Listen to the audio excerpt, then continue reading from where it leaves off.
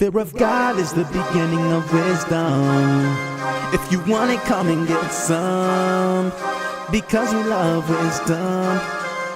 Because we love wisdom. People in every part of the globe are perishing because their judgment is low. From children to teens to elderly folks, this epidemic is incredibly bold. Wisdom is needed to see through the fog. Without it, we'll stumble and cease to the long. You're jumping without something to break and fall if you choose to ignore wisdom's beckoning call. The only people who will lose the war are those who don't know who they're fighting for. You are the only one who can decide your fate. Don't waste your life when you can live inside of grace. If we turn to God and behold his shining face, we will gain traction to run in this human race. Hey, what's going on? JC Johnson here for The Love of Wisdom, where philosophy meets the streets. And on this episode, we're going to be talking about the wisdom of capitalism. Fear of God is the beginning of wisdom. If you want it, come and get some. Because we love wisdom. Because we love wisdom. Fear of God is the beginning of wisdom. If you want it, come and get some. Because we love wisdom. Because we love wisdom.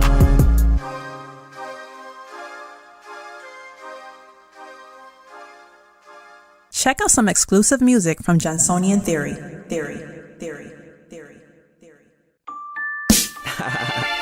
We live in a nation of free enterprise, but this free market needs a re-energize. We live, breathe, and die for this economic system, even if it leads to pandemic annihilationism. Making money is great, but it needs to be made in truth. You would sell your brother out for a payment on your coupe. DeVille, the truth is real, and it hurts, cause it bites when you're not walking in it. If you're not, then you will come face to face with it once it hits home. Market driven, but what will you drive once your whip is gone? Corporate execs hear this, turn to a different song, but they need to realize I'm not here to pick a bone. I'm just here to expose truth to the masses. Why can't we share the wealth so we all live lavish? I'm not an economist and I'm not a historian, just a graduate from the Northeast Consortium with the credentials from the Middle States of America. And now I'm on a mission to teach unreached areas before Karl Marx ruled Dark Capital. African slaves were wiping the sweat from their brow, building up this great nation which is now deep in debt because of market failures and corporate incest. I don't know how, but maybe we can change the system. Possibly the solution could be socialism.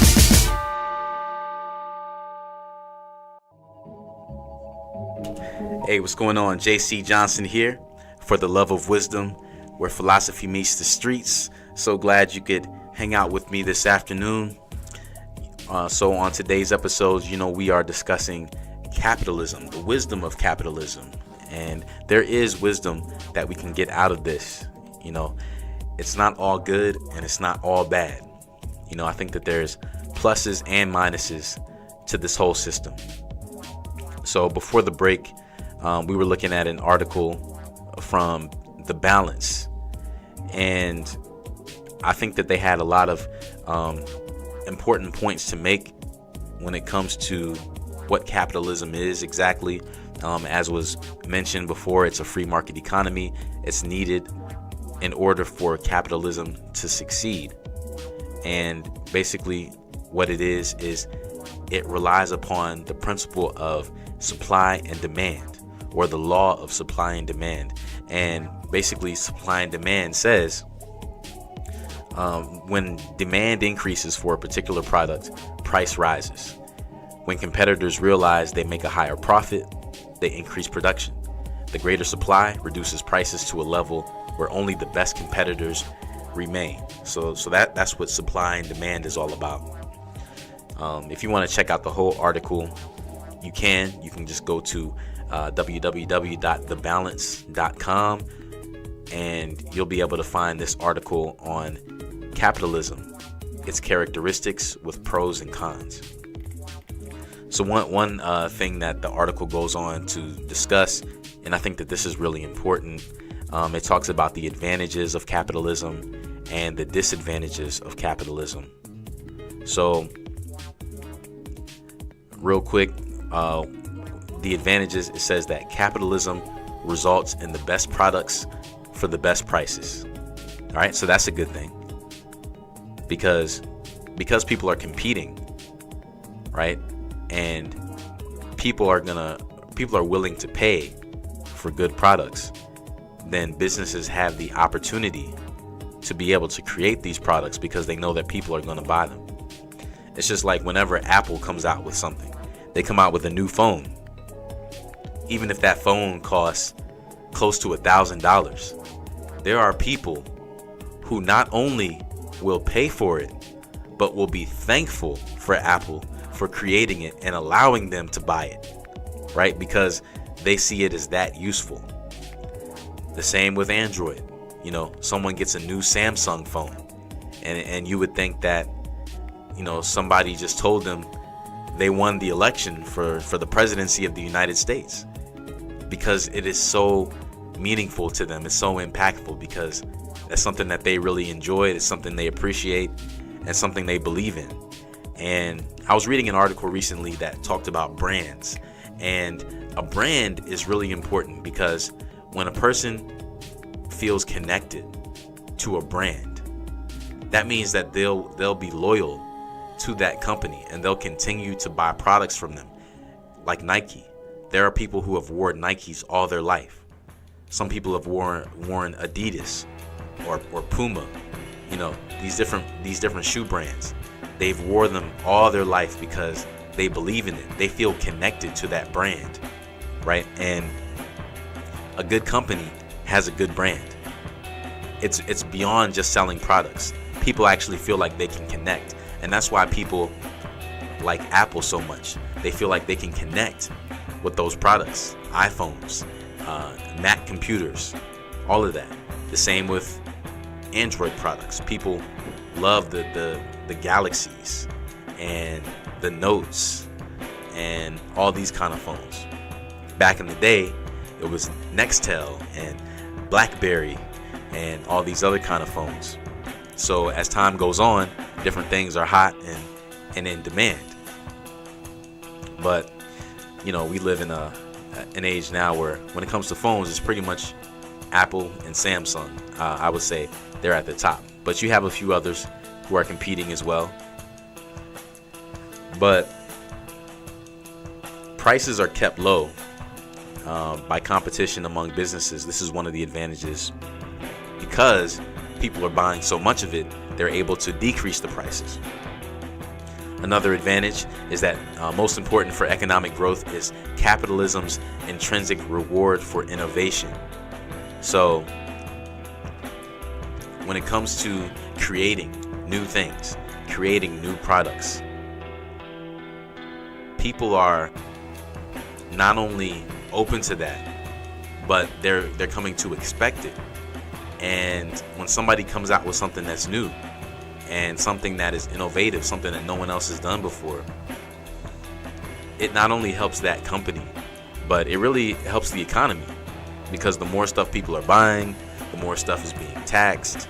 And regardless of, you know, how you feel about taxes, you know, taxes do help to pay for a lot of different things, even government programs that offer assistance to people. So there are a lot of benefits, and businesses help the economy in a lot of ways. But the article then talks about some of the disadvantages of capitalism.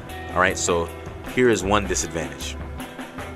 It says, capitalism doesn't provide for those who lack competitive skills. This includes the elderly, children, the developmentally disabled, and caretakers. So that's one of the downsides of capitalism. It's like one of those things where not everybody is going to be dominant in this system, but there are those who are going to be dominated. Just like as was mentioned, you know, Kmart, they're going out of business. Now, Kmart doesn't relate to the elderly, children, the developmentally disabled, or caretakers, right?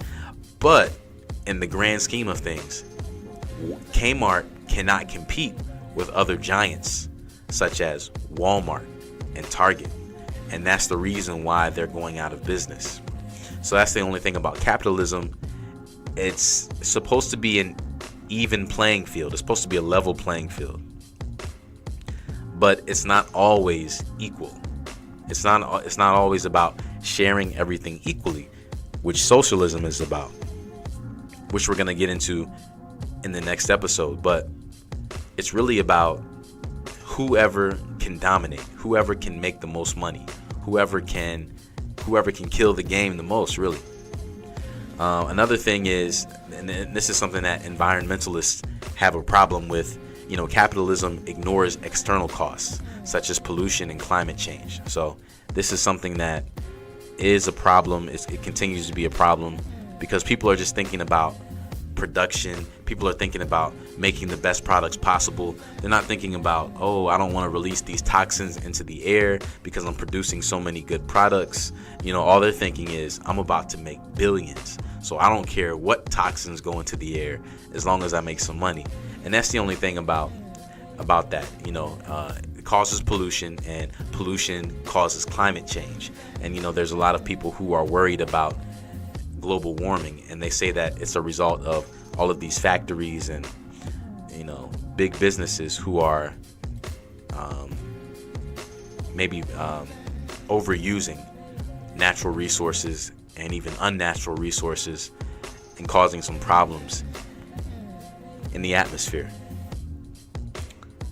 And then one other disadvantage it says here is that America's founding fathers included promotion of the general welfare in the Constitution to balance these flaws. It instructed the government to protect the rights of all to pursue their idea of happiness as outlined in the American dream. It's the government's role to create a level playing field to allow that to happen. So this article is basically saying that in order for capitalism to truly work, the government has to regulate. If you agree with that, you actually may be closer to socialistic thinking than anything else. That's possible, but more on that in a little bit. You're listening to North Coast Underground, where the underground starts with you, and I'm JC Johnson for The Love of Wisdom, where philosophy meets the streets. Yeah. All right, what's going on? JC Johnson here for The Love of Wisdom, where philosophy meets the streets, and we're talking about the wisdom of capitalism today. Interesting topic. I think that it's something that needs to be discussed, and it's something that I don't know if our generation, especially younger people, know a lot about what capitalism is. It's a word that people hear all the time, but I don't know if they put much thought into what it actually means.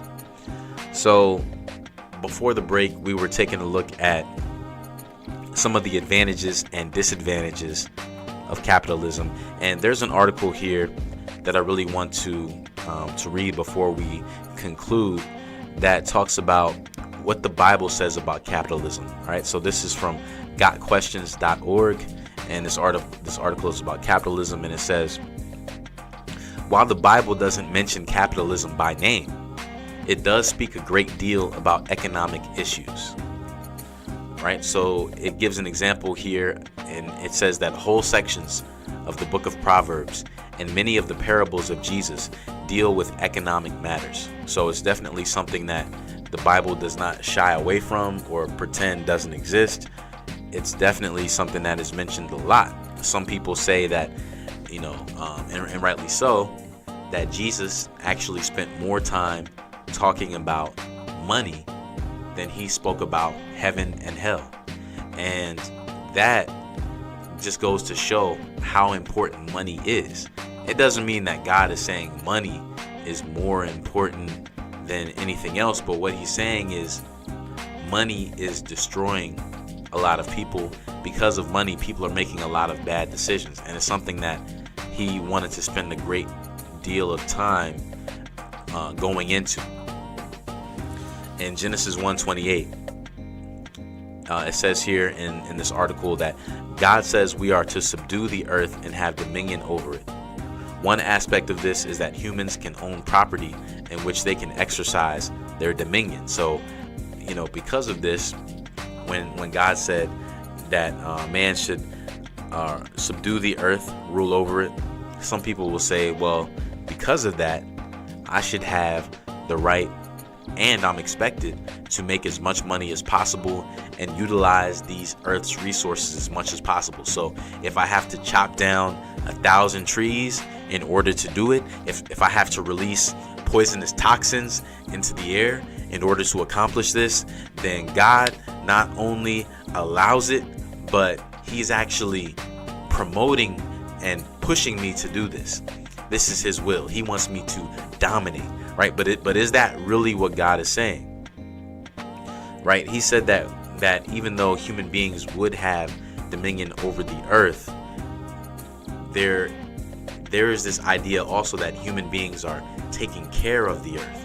It was Adam's responsibility to take care of the trees in the garden, not necessarily to burn them or destroy them, right? It was to take care of them. So there is a balance with everything, and the way that the world is, it's different compared to the original intention back in the Garden of Eden. And if you read that, it shows that there was an idea of the way that mankind would interact with creation, but things changed. And that's something that we have to keep in mind. Things did change when mankind decided that what God thought was not as important as what they wanted to do. And that's where the whole mess really comes from. But one thing it says also in this article that's really important to remember, it says, since we have both volition and private property rights, we can assume that we should have the freedom to exchange these private property rights in a free market where goods and services can be exchanged. And then it goes on to talk about how historically the free enterprise system, it provided a lot of good. And this is something that we had discussed before the break, that at one point in time, a lot of good came out of it, and it was really helping the economy. It was something that was pretty much beneficial across the board. So it says here, historically, capitalism has had a number of advantages. It has liberated economic potential. It has provided the foundation for a great deal of political and economic freedom. And it is no accident that most countries that have the greatest political freedom usually have a great deal of economic freedom. So capitalism is definitely something that produces economic freedom for those who abide by the laws of capitalism, for those who set up their businesses in that way, and who take advantage of supply and demand and this free market. But this article then goes on to say that one of the major moral arguments against capitalism is greed. And so we know that, from what the Bible has to say, greed is definitely not a good thing. And if people are being motivated by greed, then that can't lead to anywhere good. Now, this doesn't mean that a person has to be greedy, but it's kind of difficult for someone who is, trying to treat people fairly, trying not to take advantage of their employees, or, take advantage of the government by lying and cheating on their taxes and all this kind of stuff. It's kind of difficult for people to sometimes get ahead, they feel, if they don't do all of that. But what this is saying here is that it's important that we realize that in order to go about this and do it in a way that honors God, you can't be greedy. You can't take advantage of people, and you can't gain through dishonesty.